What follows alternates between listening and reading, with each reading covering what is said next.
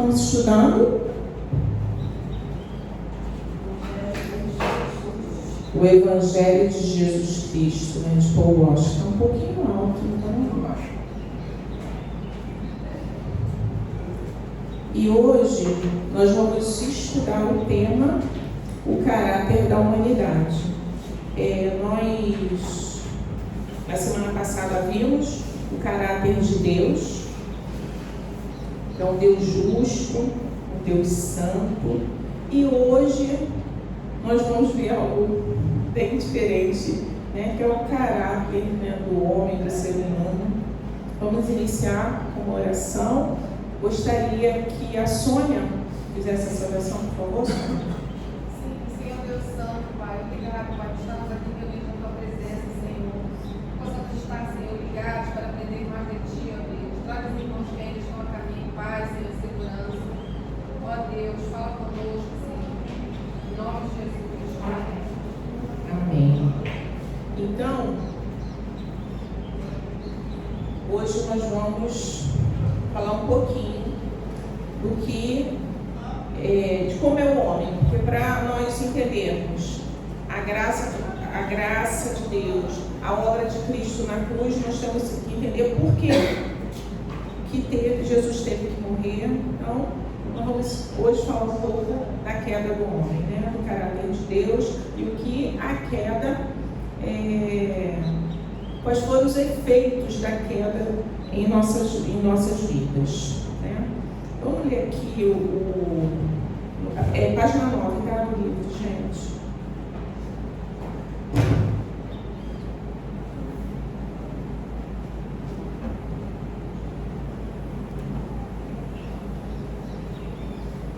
Bem, no último parágrafo da página 9. A humanidade está moralmente corrompida. Antes de cair no pecado, o estado original do homem era nobre, mas a presente condição do homem é desesperadora.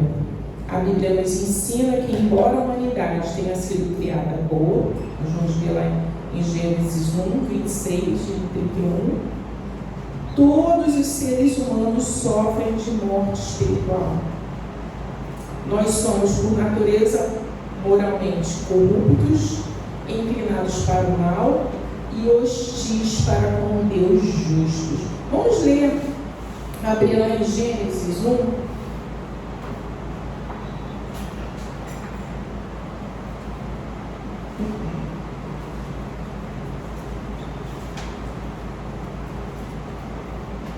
O que diz lá no versículo 26? Diz assim: também disse Deus: façamos o homem à nossa imagem, conforme a nossa semelhança. Tenha ele domínio sobre os peixes do mar, sobre as aves do céu, sobre os animais domésticos, sobre toda a terra e sobre todos os répteis que rastejam pela terra. Então, como é que Deus fez? Como é que o homem foi criado? Ele foi criado à imagem de um Deus santo, de um Deus justo. Então, assim era o homem, foi de origem nobre. E no 31 diz assim: viu Deus tudo quanto fizera, e eis que era muito bom. Houve tarde e manhã, o sexto dia. Então, quando Deus cria o homem, ele viu que era muito bom. Foi uma criação maravilhosa, como toda a criação do Senhor. Tudo que ele criou foi muito bom.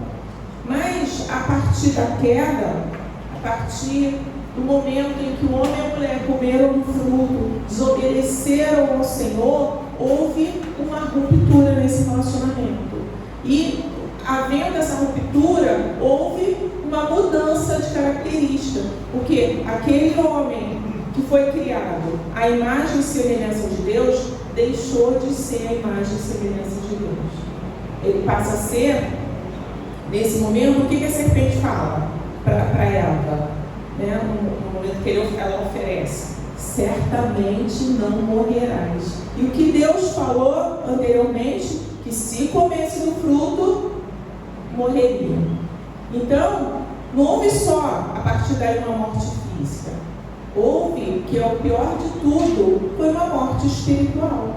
A partir daquele momento da queda, o homem passou a ficar separado de Deus. E aquela visita do Senhor na virada do dia não aconteceu mais. Então, como o texto aqui do livro fala, nós somos o quê? Desesperadamente. A nossa condição ela é desesperadora. Por quê? Nós estamos afastados de um Deus justo, de um Deus bom, de um Deus santo, e aí, consequentemente, nós nos tornamos o inverso daquilo que Deus é. E por isso que há tanta rejeição do homem para as coisas de Deus. E somente um homem, a partir da regeneração, quando um homem ele é regenerado por Deus, essa ruptura, essa separação com Deus, ela é interrompida. E aí nós vemos dois exemplos dessa separação, que é o homem expulso do jardim. Ele não participa mais daquela comunhão permanente com Deus. E nós vemos quando Deus separa o seu povo, que Ele cria o tabernáculo, um local de adoração. Todo mundo tinha acesso ao tabernáculo? Não. Em algumas partes do tabernáculo dos levitas, e lá no Santo dos Santos somente o sumo sacerdote, e que não era uma vez por ano. Então, tamanha é o exemplo dessa separação. Havia um véu, né, que separava. Então, nenhum homem poderia ousar entrar ali, e havia todo um preparo para aquela entrada ali naquele local. Então, a Bíblia ela já vai exemplificando esse tipo de separação entre o homem e Deus.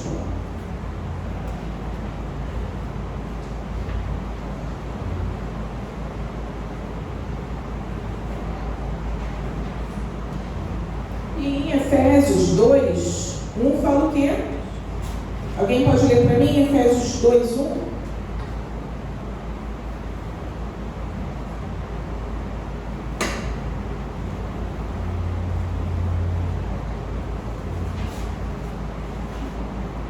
Quem achar pode ler. Ele deu vida, estando vós mortos, os vossos delitos e pecados. Então, Ele nos deu vida. Estamos nós mortos em nossos delitos e pecados. Então, o que a Bíblia diz? Que nós estávamos, qual era a nossa condição antes de Cristo? Nós estávamos mortos em nossos delitos e pecados. E aí, gente, é uma coisa assim muito difícil, porque nós vemos muitas pregações fazendo exatamente o contrário do que a Bíblia diz, exaltando, né, o homem, colocando o homem numa posição em que a Bíblia não coloca. E quando nós não nos reconhecemos como pecadores, a nossa condição, não entendemos isso, se a gente não reconhecer a depravação total, que todo pecado de Adão nós herdamos, a nossa natureza, ela é por si pecaminosa. Nós já nascemos assim. O que nós vemos um bebezinho fazendo pirraça? O que é aquilo? É o Adão se manifestando. Então a pessoa fala assim, ai, o anjinho, o meu príncipe, a minha princesa. E aí, por a gente às vezes desconhecer ou ter uma visão não adequada das escrituras, nós criamos os nossos filhos como príncipes e princesas puros. Aí a professora reclama, mas o meu filho não mente. Não é isso que as mães falam? Ah, mas meu filho não tem essa atitude. Não, esse não é o meu filho. Eu ponho a mão no fogo por ele. Só que aquele príncipe e princesa, eles são pecadores, eles nasceram no pecado e eles precisam ser orientados, disciplinados e encaminhados para o caminho de Deus. Então, se nós não reconhecemos em nós os nossos pecados, tampouco a gente vai reconhecer nos nossos filhos, e muitas vezes nós falhamos como pai e mãe, por não reconhecer, né, essa necessidade de que eles são pecadores e carecem desesperadamente de Deus, mesmo a partir do momento que eles nasceram, eles carecem desesperadamente. Não existe tempo da inocência, eles já nascem pecadores. E quando nós não temos essa convicção, essa certeza de que o quanto nós carecemos da graça de Deus, do perdão de Deus, porque muitas vezes o que é pregado é que nós somos o quê? O famoso crente limpinho. Afinal de contas, eu faço isso, eu cumpro com as minhas obrigações. Qualquer homem e mulher tem que cumprir com as suas obrigações, né? Seja elas civis, sejam... Eticamente é o que nós devemos fazer. Mas isso não nos leva para a eternidade com Deus. Porque tanto um cracudo quanto um homem super honesto, se ele não tiver Jesus, ele vai para o mesmo inferno que o cracudo. Então, se nós não reconhecemos a nossa natureza pecaminosa, que nós precisamos reconhecer isso e lutar contra isso, que é claro que é isso que a Bíblia nos ensina. Primeiramente, a gente entende que houve a queda e que essa queda, o quanto ela nos afeta, porque ela não afeta tão somente o homem, ela passou a afetar a natureza. Hoje nós lutamos aí contra a natureza, nós vimos aí o mar se revoltando, levando carros, pessoas, né? Isso é o que? Um dos efeitos da queda. Hoje nós temos que lutar contra a natureza. A partir da queda, o trabalho passou a ser árduo. Havia o trabalho, né? Deus já não tinha dado um trabalho. O intelecto, olha o intelecto de Adão, ele nomeou todos os seres criados por Deus. Olha que capacidade intelectual que o homem tinha antes da queda. E hoje às vezes a gente tenta lembrar qual o nome daquela pessoa, a gente não lembra porque o nosso corpo físico sofre essas consequências, né? Quem passou dos 50 sabe o quanto, acho que agora até quem passou dos 40 já está. Então, tudo isso é efeito da queda. Então, se nós temos o efeito na natureza, nós temos o efeito no nosso corpo, por que a gente não entende que a gente é terrivelmente pecador? Que o nosso coração precisa desesperadamente de Deus. E eu acho que é dos maiores desafios, né, pastor? É o reconhecimento do pecado dentro da igreja. Às vezes as pessoas se convertem, e aí nós somos regenerados sim, nós somos santificados pelo Senhor, nós somos justificados pelo Senhor, mas nós vamos lutar contra o pecado até o dia da nossa morte, seja ele qual for, porque um vai ter uma tendência para um pecado, outro vai ter tendência para outro. É claro que na nossa caminhada, não vou entrar no tema dos irmãos, na nossa caminhada de fé, nós vamos superando isso, nós vamos deixando o velho Adão e o novo homem, ele tem realmente que se manifestar. Nós precisamos glorificar o nome de Deus com as nossas vidas, com a mudança, né, de comportamento. Nós vemos testemunhos de pessoas que eram homicidas, que faziam tantas coisas, traficantes, e foram alcançados pelo Senhor. E aí nós temos aquela tendência de achar que quem pecou muito, né, ele pecou muito, né, porque fez isso, fez aquilo antes de entrar para a igreja. Eu não, eu tinha uma vida normal, eu cumpria com os meus compromissos, eu fazia isso, eu fazia aquilo. E aí a gente tem uma tendência natural, que já é um pecado, né, é o Adão, que nós somos melhores do que outros. E se nós não reconhecemos que nós precisamos desesperadamente de Deus, nos arrepender e reconhecer, e é por isso que nós caímos tanto nos nossos pecados, porque a gente não reconhece que o nosso Adão está toda hora ali, nos espreitando, falando, olha, aí trazendo a ira, trazendo tantas coisas da nossa velha natureza, porque a gente não reconhece. E para nós entendermos a graça de Deus, nós precisamos entender o tamanho do nosso pecado, o quão pecadores nós somos e quão desesperadamente nós carecemos da graça de Deus. E o autor aqui, ele só trabalha com a Bíblia. Então, vamos à página 10.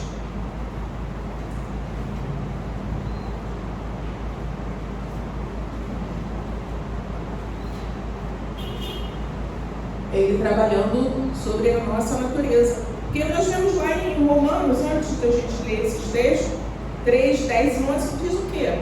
Que não há um justo sequer, não há quem busque a Deus.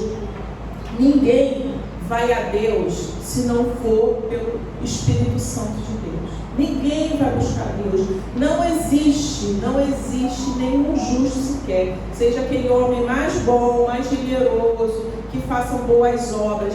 Não há um justo. Esse homem, essa mulher que faz coisas boas, eles carecem. E nós, como servos de Deus, precisamos lutar todos os dias contra a nossa velha natureza, que vem. Gente, há um dia sequer que você não tenha pecado contra o Senhor, que você não tenha ofendido o Senhor.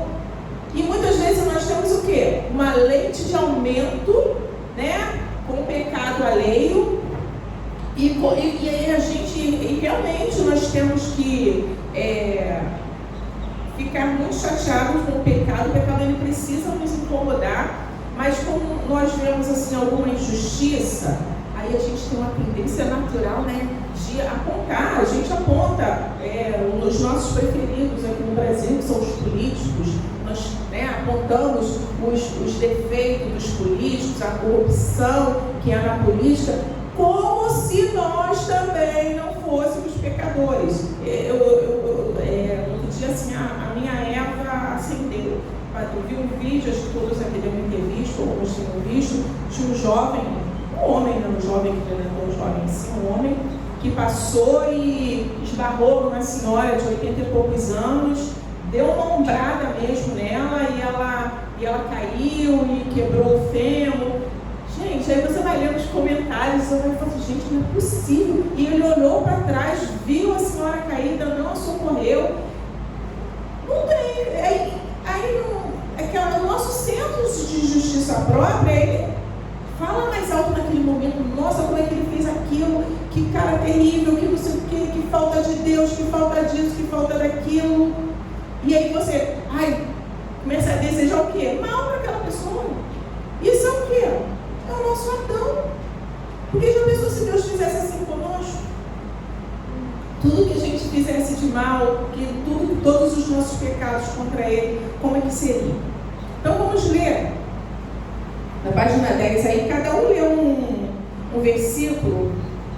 Tânia, lê o primeiro, por favor. Eis que tão somente achei que Deus fez o homem reto.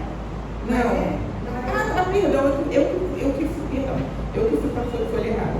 É isso mesmo? É isso mesmo. Eis que tão somente achei que Deus fez o homem reto, mas ele se meteu em minhas astúcias. Eclesiastes 7:29. Você lê o seguinte, por favor. Enganoso é o coração e todas as coisas desesperadamente ou quem conhece, bem conhecerá. Jeremias 17. E uma coisa que a gente usa muito, né, eu gosto de usar esse versículo, né, enganoso é o coração, mais do que todas as coisas, e desesperadamente corrupto. Quem o conhecerá? E é uma coisa muito usual, as pessoas quando vão se justificar de alguma coisa, falam o quê? Deus conhece meu coração. Né? Para dizer assim, não, meu coração é bom, porque Deus conhece meu coração. Aí o que a gente fala? Mas sabe o que Deus fala sobre o seu coração? Que o seu coração é desesperadamente corrupto. Porque é dele, gente, o nosso coração, né, que é a nossa mente, que é a nossa vontade, que surge o pecado. O pecado surge na sua vida por quê? Porque você desejou alguma coisa, ou você deu lugar a alguma coisa, a algum sentimento. Então, esse é o nosso coração, gente.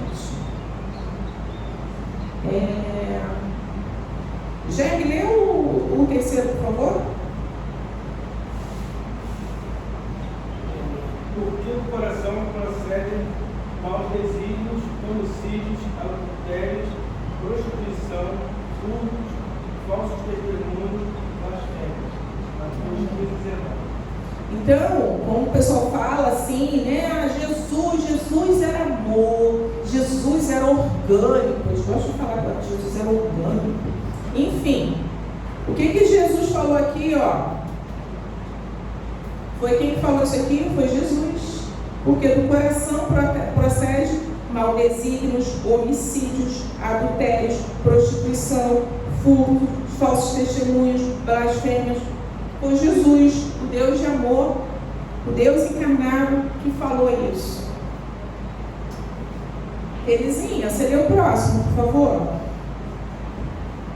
Mas todos nós somos como o inimigo.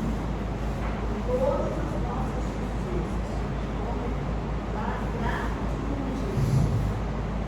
Todos nós murchamos como uma folha, e as nossas iniquidades, como um vento nos arrebata. Isaías 6:7. Gente, olha que coisa linda de se ouvir de Deus sobre nós. Olha, nós somos como imundo, todas as nossas justiças, como um trapo de imundícia. Então, nosso senso de justiça própria para Deus é como um trapo de imundícia. Todos nós murchamos como folha e as nossas iniquidades como um vento nos arrebatam. Narcisa, está no livro? Lê o último, por favor. Por isso, o temor da carne é iniquidade contra Deus, pois não está sujeito à lei de Deus, nem mesmo pode estar. Romanos 8:7. Então, a nossa carne, ela pende para quê? Para inimizade com Deus. Todo homem, antes de conhecer a Deus, por mais que ele diga que conheça a Deus, que ele tema a Deus, mas quando você fala a palavra de fato, ele vai ter um porém. Ele vai falar, mas não é bem assim. Mas Deus é Deus de amor. Mas Deus não faria isso. Então, a nossa natureza, ela pende para a inimizade contra Deus. E o que nos faz diferente é a regeneração. Porque a nossa tendência natural aqui, mesmo aqueles que cresceram no Evangelho, ele teve o seu momento de conversão. E antes dela, você tinha uma característica de levantar alguma coisa contra Deus. Esses crentes, eles são exagerados. Eles acham isso, eles acham aquilo, não é bem assim.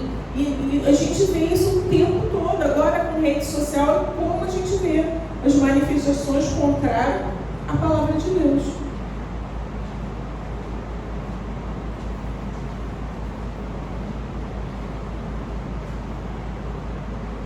Aí uma coisa assim, que às vezes a gente fala muito, as pessoas falam muito, é que algumas características, é uma questão social, é uma questão de educação, o pai não educou, a mãe não educou, a gente acha que é uma questão de educação. Se fosse assim, vamos botar na educação mesmo formal. Um país que investe muito em educação, não haveria pecado. E as pessoas, né, tentam explicar o pecado como uma questão de social, é o meio que corrompe. O meio só corrompe porque no meio tem pessoas que estão corrompidas pelo pecado. E aí a gente fala assim, não, mas se tivesse tido uma educação, gente, muitas pessoas tiveram uma educação, pais presentes, e ainda assim entram no mundo do crime, tende para um monte de coisas aí. Quantas pessoas, né, de famílias abastadas. Então, a gente sempre vai ter uma desculpa. É a questão da educação, é uma questão de social. Se não morasse numa favela, não teria acontecido isso. Se eu tivesse ouvido tanto funk, eu não sei o que. A gente vai colocando desculpa naquilo que é a natureza do homem. E, gente, se a gente não entender a natureza do homem, ontem eu ouvi um testemunho me abençoou muito, né?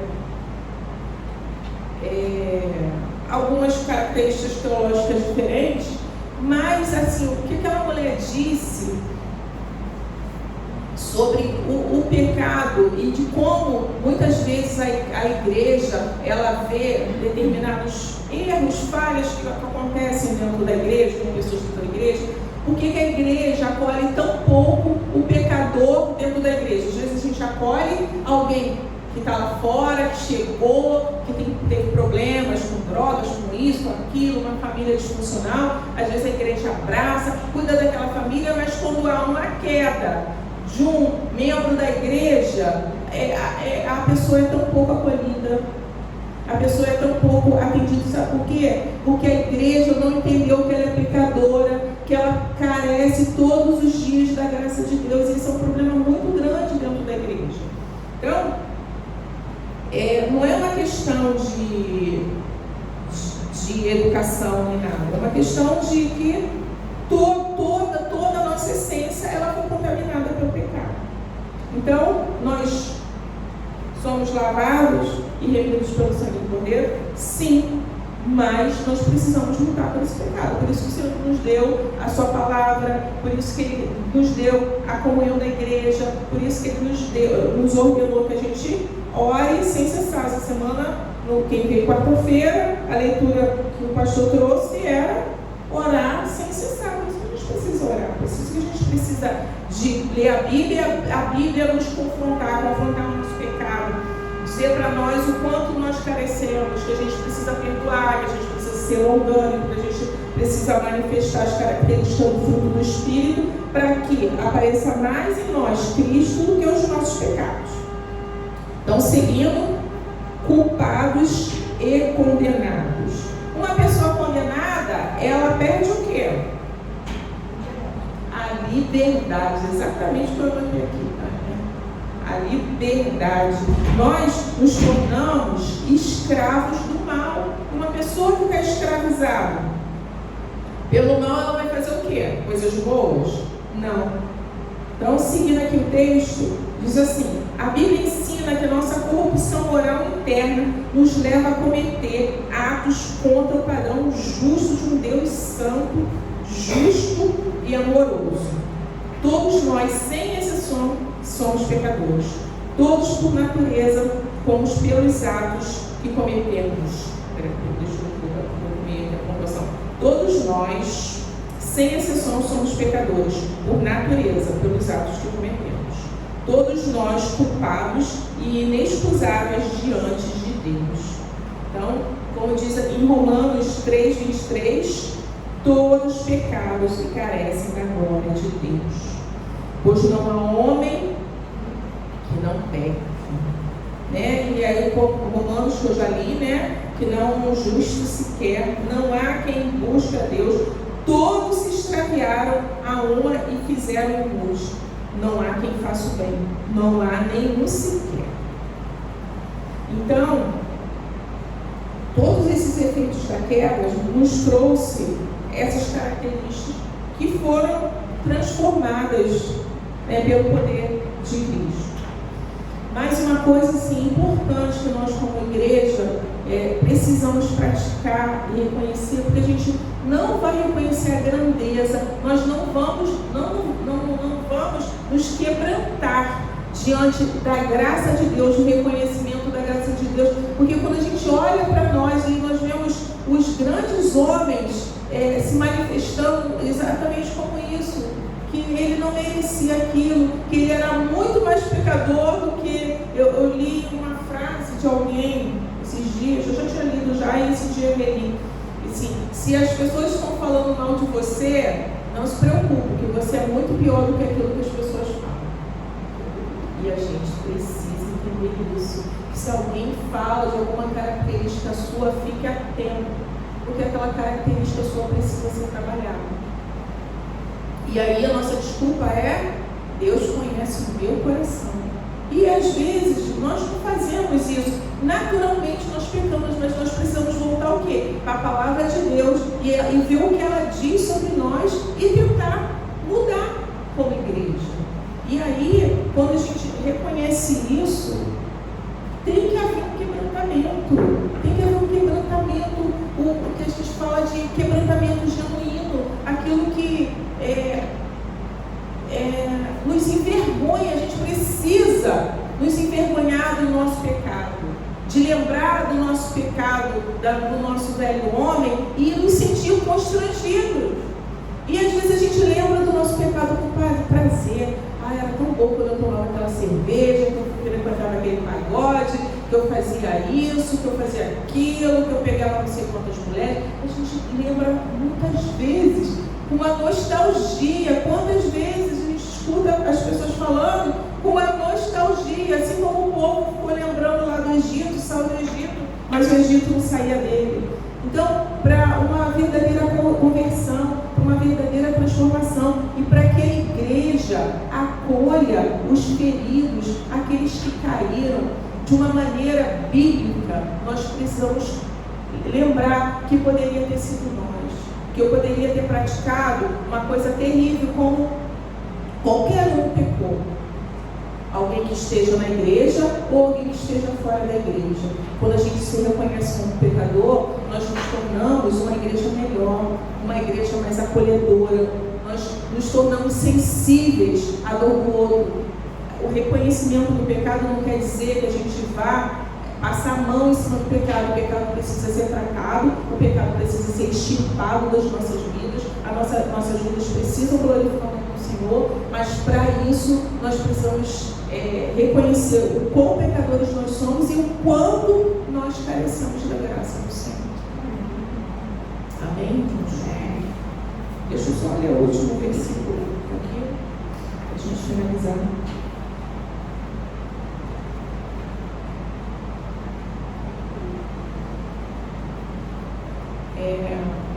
Romanos 10, 3:19, na página 10.